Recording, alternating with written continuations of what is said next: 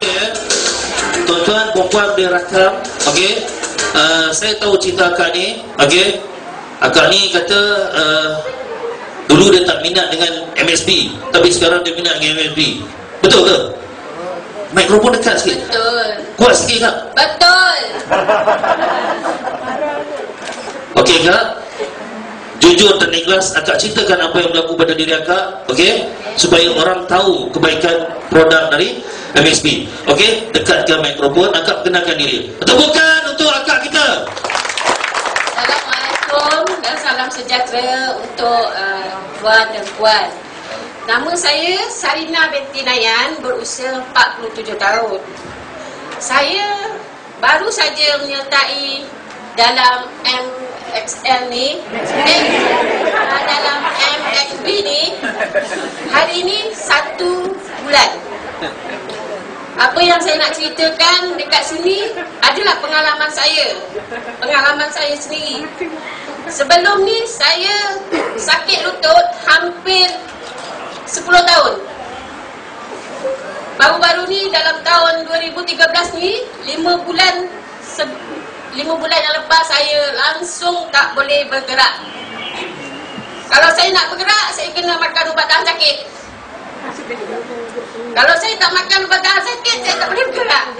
Kalau saya duduk dari pagi sampailah ke malam. Kalau tak ada suami saya atau anak-anak saya yang gerakkan saya tak boleh bergerak. Sehingga kan saya tak dapat melawat arwah abang ipar saya yang sakit waktu tu.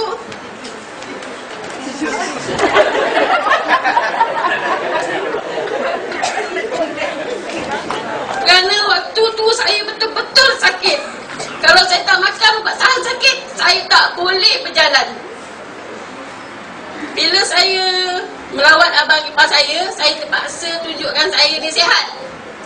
Takkan saya nak tunjuk muka sakit saya kat abang ipar saya yang memang dah sakit. Takkan dia nak dengar cerita sedih saya pasal saya ni tak boleh berjalan, tak boleh bergerak, tak boleh macam-macam lagi lah.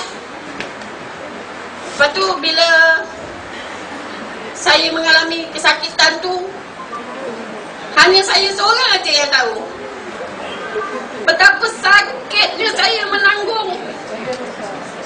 Orang yang menghadapi sakit seperti saya je yang dapat merasakan betapa sakitnya bila kita tak boleh bergerak, bila kita tak boleh berjalan, bila kita putus harapan. Saya betul-betul putus harapan. Sebabnya bila kita tidak boleh bergerak dalam keadaan sakit, orang sekeliling tidak ambil tahu tentang diri kita, kecuali orang yang duduk di sebelah kita, iaitu cinta hati saya lah, suami saya. Dia yang akan menanggung apa yang saya rasa. Orang lain tidak akan rasa.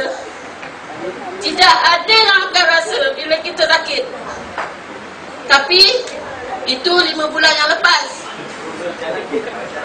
Awal bulan ni saya berjumpa dengan Cik Mak Nur yang saya anggap seperti adik saya, yang memperkenalkan saya stokin ajaib. Dia bagi suami saya stokin ajaib dan suami saya bagi dekat saya dengan harapan saya sembuh, saya boleh bekerja, saya boleh membantu keluarga saya boleh bermasyarakat dengan orang lain yang selama ni setiap tahun di blok saya tu sentiasa buat kenduri. Bila saya tak pergi, orang akan kata. Bila saya tak pergi, orang akan kata saya tak bermasyarakat. Tapi orang tak tahu yang saya ni sakit. Sakit saya hanya saya seorang aja yang tahu. Bila saya duduk pagi depan TV, bila suami saya pergi kerja, dia nampak saya duduk depan TV. Balik pun saya tetap di depan TV. Sebabnya saya tak boleh bangun. Tapi bila saya pakai stokin yang Cik Mi kenalkan dekat suami saya rasa stokin ni memang betul-betul ajaib. Sebab sebelum tu saya mengalami sakit di sebelah kiri kaki saya, rasa kebas sampai ke pinggang. Sampai saya terfikir, oh aku ni nak kena stroke ke? Sebab saya tengok abang saya, anak buah saya, semuanya meninggalkan penyakit yang kronik. Jadi saya rasa takut. Saya takut sebab boleh ke saya menghadapi seorang-seorang duduk di rumah dengan keadaan sakit, suami bekerja, anak-anak pergi sekolah.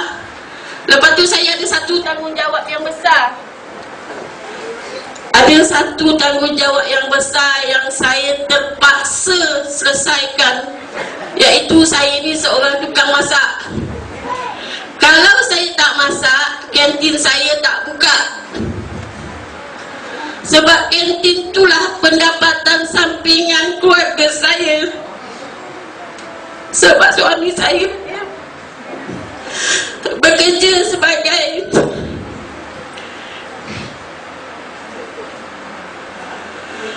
penjawat awam yang gajinya tak adalah besar. Kalau hidup di bandar besar Kuala Lumpur ni, memanglah kalau tidak ada pendapatan sampingan, memang kita susah. Bila Cik Mi kenalkan dekat suami saya bawa balik stokin ajaib ni, suami saya cakap macam ni, yang abang beli stokin ajaib, harga di stokin ni adalah stokin yang paling mahal abang beli di dunia. Sebab kita 180. Kalau ikut gaji abang tak mampu nak beli. Tapi abang fikir awak yang sakit, kalau awak tak bangun, siapa yang akan uruskan kantin tu? Saya kata, mahal betul stokin ni. Macam mana fungsi dia? Berbaloi ke saya pakai? Suami dia kata pakai.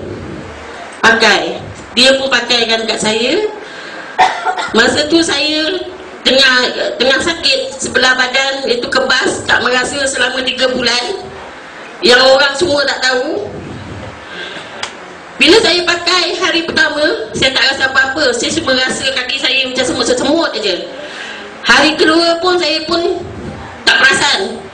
Hari ketiga saya perasan yang kaki saya yang sebelah kiri yang kebas tu hilang. Saya boleh bangun, saya boleh buat kerja, saya boleh berjalan dengan laju, dan yang terbaru saya boleh naik tangga bangunan MXB.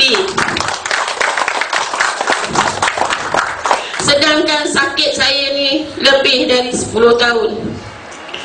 Inilah ajaibnya stokin yang dapat membantu saya, yang membuatkan saya rasa saya perlu memberitahu orang lain.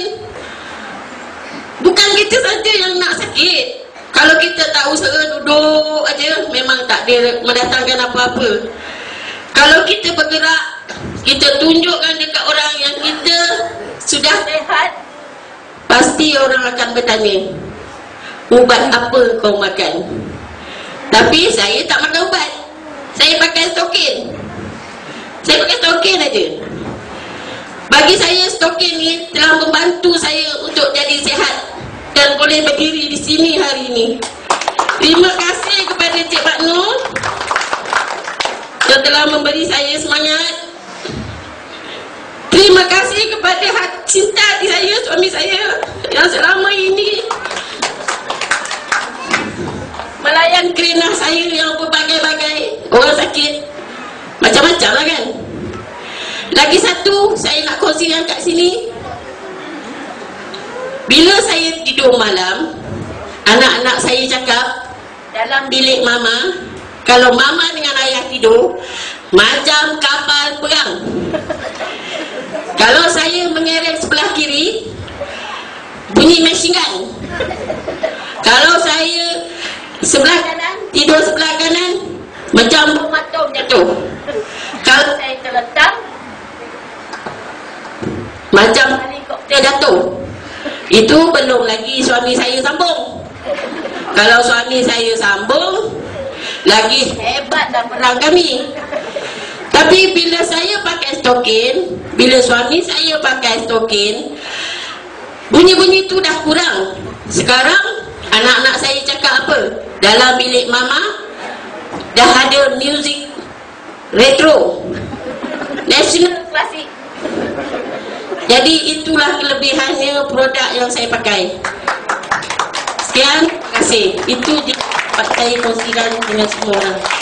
Terima kasih kepada Puan Sarinah Betinayan.